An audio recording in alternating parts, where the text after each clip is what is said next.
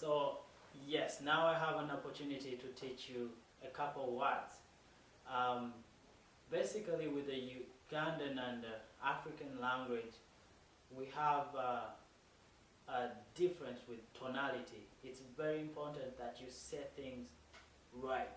You exactly articulate things or give them the certain kind of length they deserve, because if you don't, something can mean something else. You want to call for a ball, you end up calling for something else. So it is important. I'm going to give you a couple of examples. A word like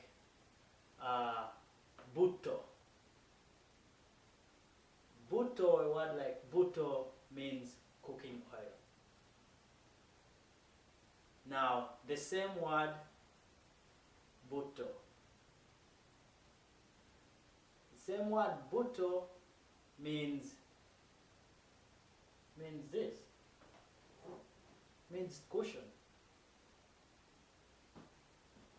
Buto, the cooking oil, and buto, the cushion, has a different change, slightly, the way you say it and the way you end it.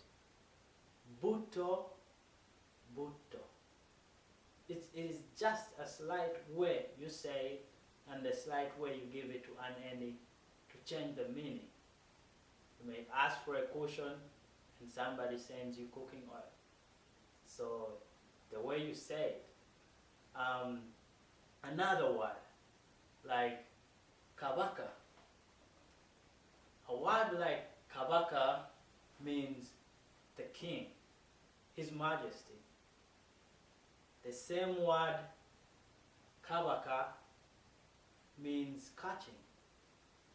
So you cannot be like Your Majesty or His Majesty kabaka. You totally have insulted him, because you would have gone His Majesty the juggler, catcher. Hey! Not saying His Majesty the King.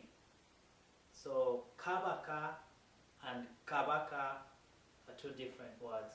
Kabaka means catching and kabaka means the king. Now let me take you to a story that happened a long time ago. It's a legendary story, and the meaning about the lesson about this story is how a word can be twisted to mean something else, and how important it is that you articulate every single vowel and consonant in the Uganda language. A long time ago, back in the day, where people lived under kingdomship and under the tribal clan leaders, there were explorers and missionaries that traveled to Africa to preach the good word of the Lord, and also those that went for their own interests to discover minerals around Africa and East Africa, in Uganda in general. So there was this explorer called Huntington. He was called Huntington, and he traveled all the way through the northern area. He traveled, started from Egypt, went down Egypt, further down Sudan, the White Nile, and ended up in the Buganda area, Buganda Kingdom. When he got there, he was very welcomed. Everybody was happy to receive a white man, and he was a great guy. They loved him. He was different. He had his own culture, but he was well embraced into their culture, and they helped him, found what he wanted, but still he had to go on a journey because he was an explorer. So after from leaving this prominent kingdom, they directed him the way to another area. He was heading east of the country to see what was there. So he leaves the Buganda kingdom, well known by the strongest king called King Daudichwa. So he leaves. Now on his travel to another tribe, he gets captured. And they capture him. The fact that he was different, people didn't know where he was coming from. So they captured him and kept him away.